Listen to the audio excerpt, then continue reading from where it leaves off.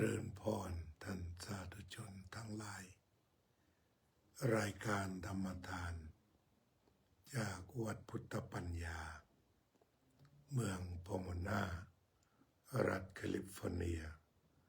ประเทศสหรัฐอเมริกามาพบกับท่านสาธุชนอีกวาระหนึ่งวันนี้เป็นวันที่2 สิงหาคมพุทธศักราช2569การจัดรายการของวัดพุทธปัญญาทางช่องพุทธปัญญาหรือพุทธปัญญาแชนแนลก็ดำเนินมา2 รายการที่1ทำวัดสวดมนต์ภาษาอังกฤษเพื่อส่งเสริมการฝึกภาษาของอาตมาและก็พระธรรมทูตที่อยู่ร่วมกันรายการที่2เสร็จไปแล้วเช่นกันนั่นก็คือเริ่มตั้งแต่เวลา6:30 นาทีและขอไป5:45 นาทีไปถึง6:15 นาทีเป็นรายการธรรมะภาคภาษาอังกฤษวันนี้ท่านดร.พระมหานรินทร์ นรินทร์โทได้บรรยายเรื่องมงคลสูตรข้ออเสวนาจะพาลานังจบไปแล้วเป็นภาษาอังกฤษหลายท่านก็คงได้รับฟังกันไปแล้วอาจารย์สาธิต ธิรปัญโยครับสวัสดีครับอาตมาได้ฟังมงคลสูตรก็ชอบ ก็คิดว่าจะเก็บความจากที่ท่านบรรยายในภาษาอังกฤษมาคุยกับท่านสาธุชนอีกในภาคภาษาไทยวันนี้ท่านได้พูดถึงเรื่องมงคลสูตรข้อที่1ภาษาบาลีว่าอเสวนาจะพาลานังปันดิตานันจะเสวนาคือไม่คบกับคนพาลคบบัณฑิตเอตัมมังคลมุตตมังเป็นมงคลอันสูงสุดคำว่ามงคลในศาสนาพุทธแปลว่าความเจริญก้าวหน้าชีวิตจะก้าวหน้าก็ต้องงดเว้นจากคนพาลและคบบัณฑิตพระพุทธองค์ทรงแสดงไว้38ประการการไม่คบคนพาลก็เป็น1ประการใน38เพราะว่าในโลกนี้นั้นไม่มีใครสามารถอยู่คนเดียวได้จะต้องมีเพื่อนพระพุทธเจ้ายังชี้เพื่อนในบ้านเอาไว้มาตามิตังสเกคะเรมารดาเป็นมิตรในเรือนตนก็มีทั้งมารดามีทั้งบิดาก็ล้วนเป็นมิตรให้คบคนพาลไม่คบบัณฑิตหากบิดามารดาเป็นบัณฑิตก็จะกล่อมเกลาหล่อเลี้ยงลูกให้เป็นไปในทิศทางที่บัณฑิตพึงจะเป็นหากว่าลูกต้องเกิดอยู่ในครอบครัวที่เป็นคนพาลเช่นพ่อแม่จมอยู่กับอบายมุขลูกเติบโตขึ้นมาได้กลิ่นอายของสิ่งเหล่านี้และอาจจะหนีไม่พ้นนี่คืออำนาจที่เรียกว่าคบคนเช่นใดย่อมเป็นเช่นนั้น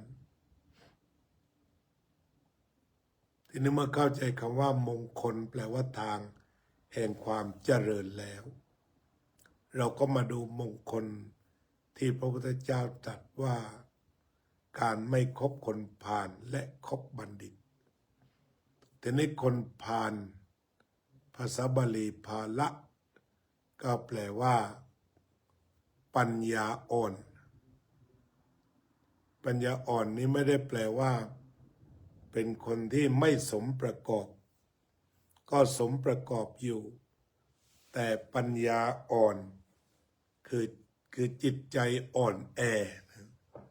อ่อนจนกระทั่งว่าความชั่วเข้ามาครอบงำอ่อนก็คืออ่อนไหวกับสิ่งที่มากระทบแล้วเมื่ออ่อนไหวก็โอนไปตามเช่นพอที่ดื่มน้ำเมาเที่ยวกลางคืน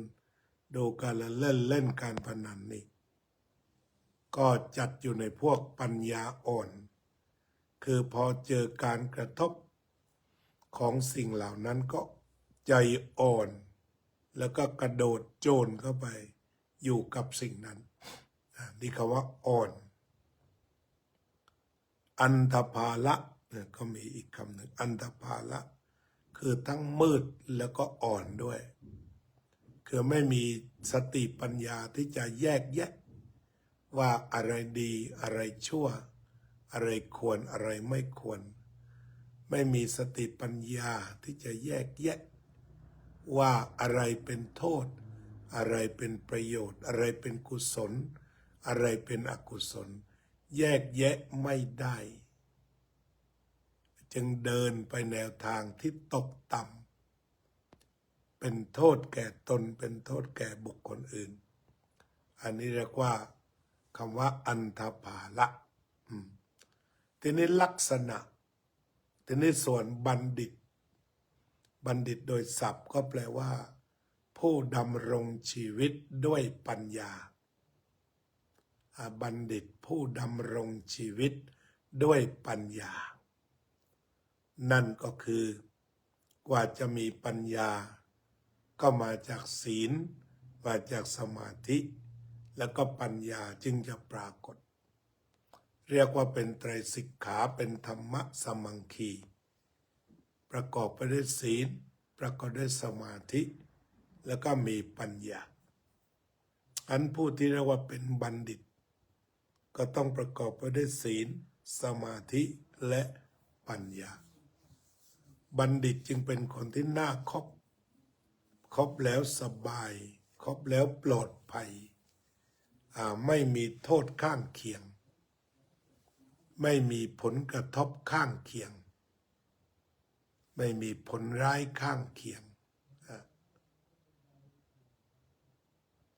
ทีนี้คำว่าบัณฑิตคือคนที่ดำรงชีวิตด้วยปัญญาก็คือการกระทำอะไรที่ไม่มีปัญญาเขาจะทำตรงข้ามนี่เรียกว่าเป็นบัณฑิตดำรงชีวิตด้วยปัญญาด้วยสติด้วยสัมปชัญญะไตรตรองอย่างท่วนทีแล้วทำนิสสัมมะกรณังไสยโยนี่ก็คือลักษณะของบัณฑิตทีนี้ลักษณะของคนพาลเวลาเห็นคนอื่นทำพูดคิดที่ถูกก็ไปเข้าใจว่าเขาทำผิดไปกล่าวหาไปว่าเขาว่าทำผิดเวลาที่เขาพูดผิดคิดผิดทำผิดก็บอกนั่นถูกแล้วคนพาลจะเห็นตรงข้ามฉะนั้นจะเห็นว่าเช่นคนดื่มสุราเก่งคนพาลก็บอกนี่คอแข็งมากเก่งมาก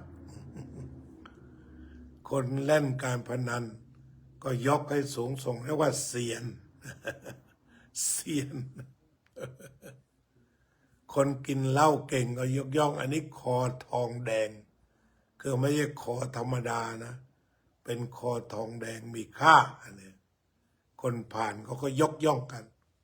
กินเหล้าเก่งเรียกว่าคอทองแดง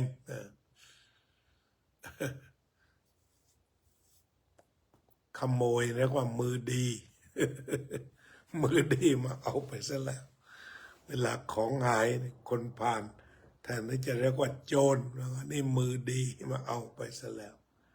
คือจะกลับกันหมดทำดีพูดดีคิดดีคนไหนด่าเก่งด่าให้คนอื่นเจ็บอกเจ็บใจ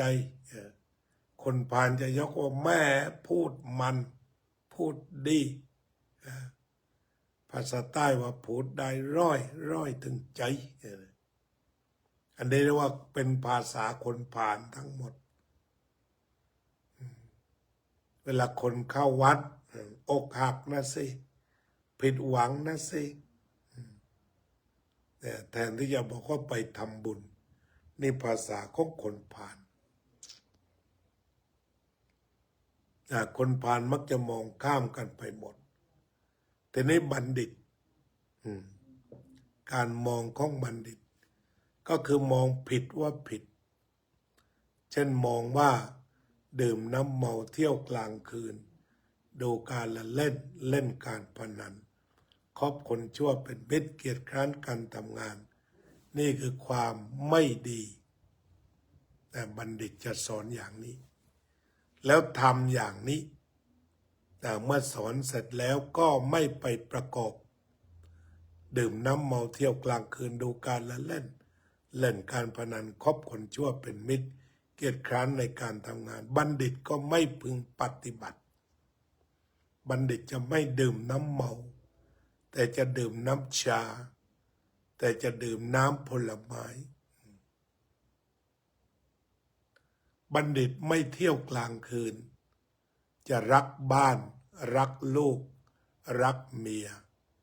รักผัวนี่บัณฑิต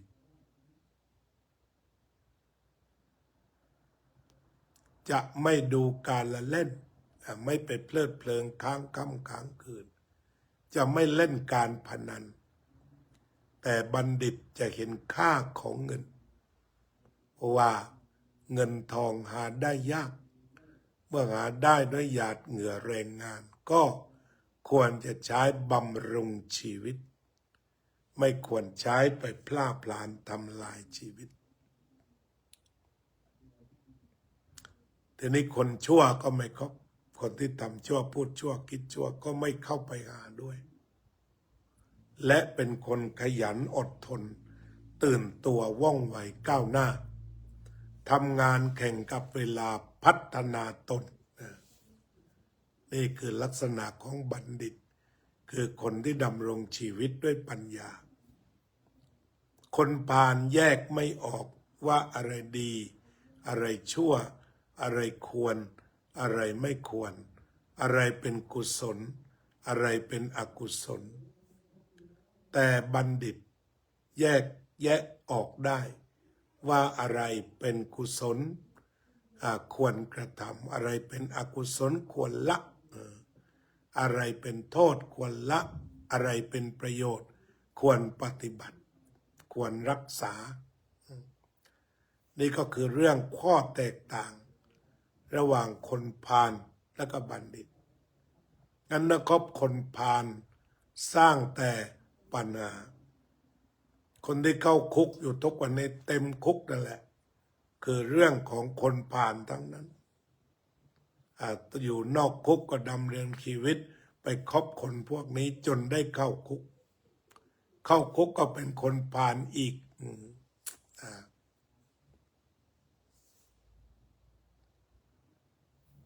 อันนั้นก็เรียกว่าเป็นผู้ที่ไปดำรงชีวิตแบบคนพาลก็จะมีทุกข์ตลอดกาลนานทีนี้การคบบัณฑิตก็จะนำแต่ความสุขมาสิ้นกาลนานเช่นเดียวกันบัณฑิตเราอาจจะเรียกว่าสัพบุรุษก็ได้ทีนี้เมื่อคบกันแล้วก็จะมีการถ่ายทอดลักษณะนิสัยใจคอให้แก่กันและกัน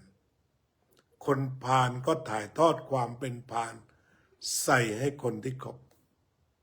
คนที่เป็นบัณฑิตก็ถ่ายทอดความเป็นบัณฑิต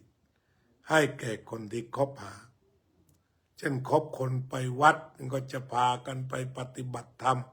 รู้ถึงสำนักต่างๆมากมาย ที่จะเป็นประโยชน์ต่อการปฏิบัติ แต่ขณะเดียวกันถ้าไปคบคนพาลก็รู้ว่าแหล่งไหน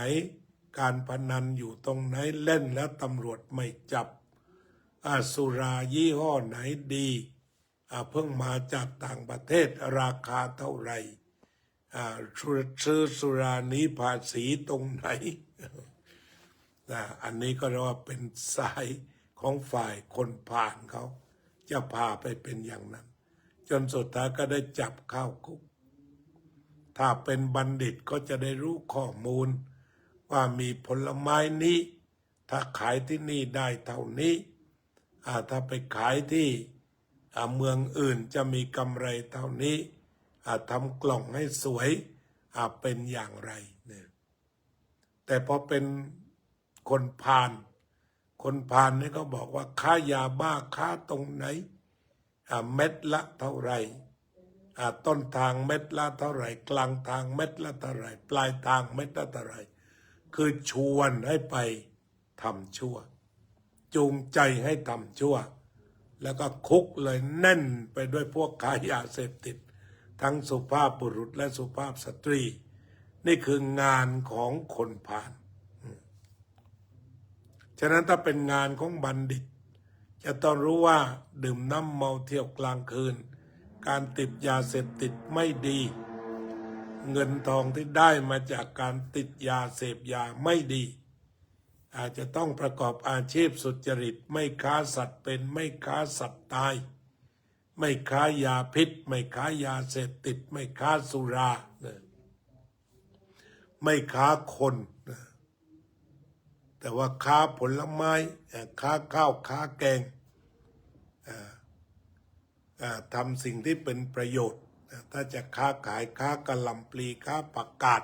พวกนี้ก็จะก่อให้เกิดประโยชน์ทั้งหมดทีนี้ถ้าคนพาลก็จะจูงใจไปทางต่ำอย่างเดียวแต่ว่าถ้าบัณฑิตจะจูงใจไปสู่ความสูงส่งความดีงามความมั่งคั่งสมบูรณ์เช่นกัน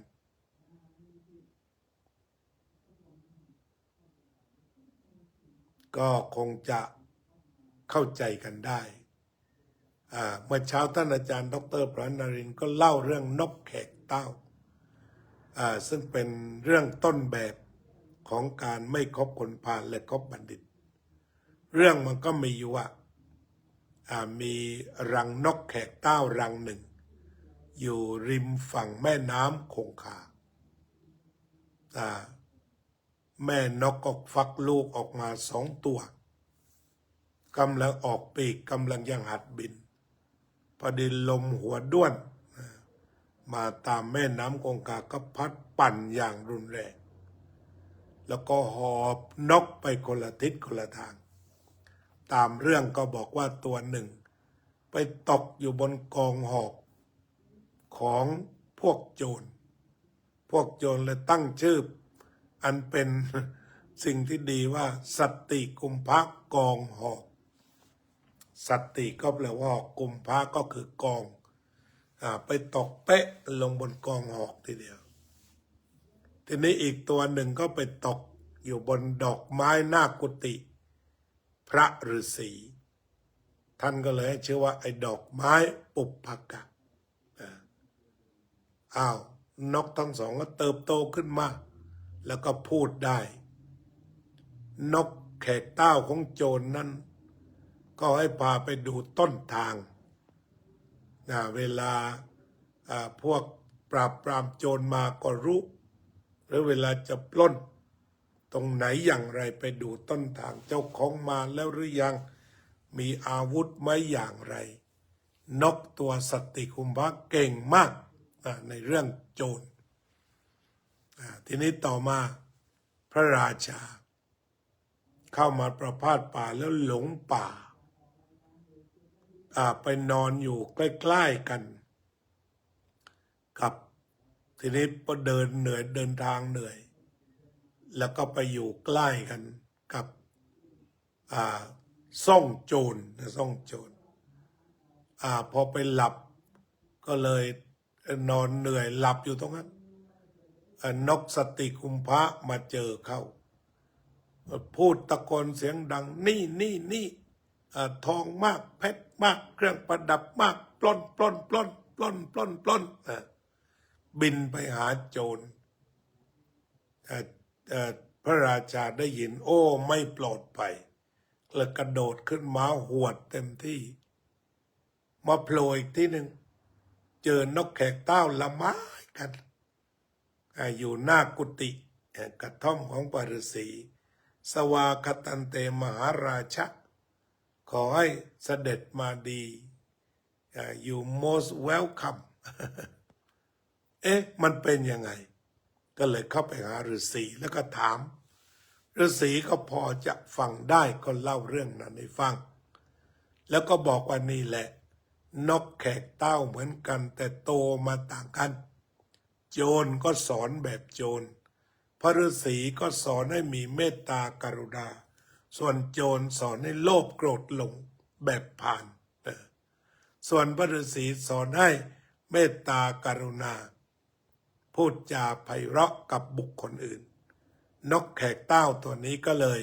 พูดจาไพเราะชวนพระราชาเสด็จเข้ามานั่งในกระท่อมก่อนส่วนโจรเจอปล้นสถานเดียว อันนี้แหละเรียกว่าอำนาจของการคบสามารถที่จะออกแบบคนได้เลยคนพาลก็มาจากการคบนี่แหละบัณฑิตก็มาจากการคบโตขึ้นมาเป็นคนดีก็มาจากการคบถ้าเราฟังเนเน่ที่จะมาออกก็อตทาเลนต์อเมริกันก็อตทาเลนต์ที่จะถ่ายทอดวันที่4 สิงหาเนี่ยเนเน่ก็เล่าให้ฟังว่าพอขึ้นรถปั๊บพ่อก็จะเปิดเพลงเปิดเพลงร็อก เปิดเพลงตำนองนี้ได้ยินอยู่บ่อยพ่อกับแม่กับขึ้นรถปั๊บจะเปิดเพลงทำนองนี้พ่อก็ชอบร้องเพลงทำนองนี้ลูกโตขึ้นมา7 ขวบก็มองเห็นพ่อเป็นบุคคลที่เป็นผู้นำเป็นบุคคลแนวดมคติบุคคลที่ควรจะเรียนแบบเป็นครูพ่อได้ทำหน้าที่เป็นบุรพาจารย์อย่างดีคือเป็นครูเป็นคนที่ลูกต้องเรียนแบบใช้เพลงที่พ่อชอบแล้วพ่อก็ไม่ได้อยู่เฉยไปพัฒนาลูกตั้งแต่7 ขวบแล้วก็โตขึ้นมาเหมือนปลูกทุเรียนถ้าปลูกทุเรียน7 8 9 10 11 12 13 14 15 16 10 ปีถ้าปลูกทุเรียนก็กำลังได้ผลพ่อลงทุนซื้อกีตาร์ให้ลูกแล้วก็ฝึกจริงจัง10 ปีก็ได้ผลเช่นเดียวกัน แต่ว่าเพราะอะไรเพราะว่าคบบัณฑิตพ่อเป็นบัณฑิตพ่อเป็นคนที่ใฝ่รู้พ่อเป็นคนที่รักดนตรีมีหัวใจอ่อนโยนก็เลยสอนให้ลูกรักดนตรีและโตมาแบบดนตรีอันนี้แล้วก็ตอนเนเน่เองก็เรียกว่าเป็นตัวอย่างของมนุษย์ที่พระพุทธเจ้าตรัสว่าทันโตเศรษโธมนุษย์เสสุในหมู่มนุษย์ทั้งหลายผู้ฝึกตนดีแล้วเป็นผู้ประเสริฐที่สุดฉะนั้นเนเน่ก็เรียกว่ามีความยอดเยี่ยมในด้านการเล่นกีตาร์และร้องเพลงแนวที่เธอถนัดนี่มาจากการฝึกล้วนๆไม่ได้โชคช่วยแต่ประการใดแต่สิ่งที่ช่วยคือเกิดมาเป็นมงคลก็เพราะพ่อดีและแม่ดีคืออยู่ในครอบครัวที่เป็นมงคลพ่อเป็นบัณฑิตแม่เป็นบัณฑิตคือสอนลูกให้ทำดีพูดดีคิดดีเมื่อลูกทำดีพูดดีคิดดีก็ยกย่องสรรเสริญแล้วก็ส่งเสริมในที่สุดเราก็ได้ลูกดีฉะนั้นการทำพลเมืองดีครอบครัวนี่แหละเป็นผู้สร้างพลเมืองดีโตขึ้นก็จะได้ลูกดีพลเมืองดีครูดีพระดีตำรวจดีทหารดีนักการเมืองดีก็ต้อง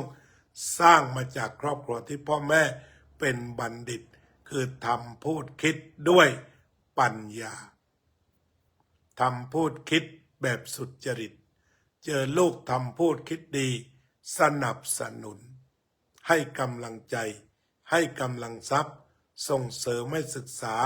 อย่างถึงที่สุดวันนี้ก็ขอเชิญทำสมาธิกันระยะหนึ่ง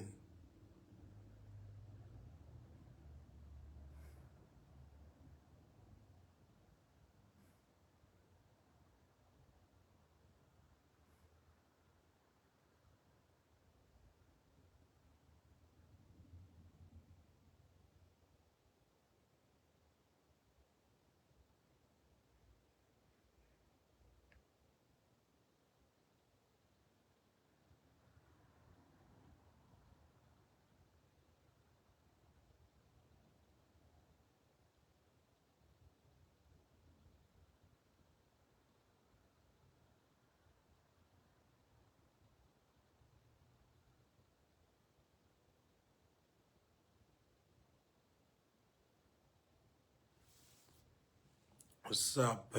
สัตตาสัตว์ทั้งหลายที่เป็นเพื่อนทุกข์เกิดแก่เจ็บตายด้วยกันทั้งหมดทั้งสิ้นอเวราโหนตุจงเป็นสุขเป็นสุขเถิดอย่าได้มีเวรแก่กันและกันเลยอัปปยาปัจจาโหนตุจงเป็นสุขเป็นสุขเถิดอย่าได้พยาบาทเบียดเบียนซึ่งกันและกันเลยอานิคาโหนตุจงเป็นสุขเป็นสุขเถิดอย่าได้มีความทุกข์กายทุกข์ใจเลยสุขีอัตตานังปริหะรันตุจงมีความสุขกายสุขใจรักษาตนให้พ้นจากทุกภัยทั้งสิ้นเทินอภิวาทนาสีลิสะนิจจังวุธาปัจจายโนจัตตารโอธรรมาวัฏันติอายุวันโนสุขังพลัง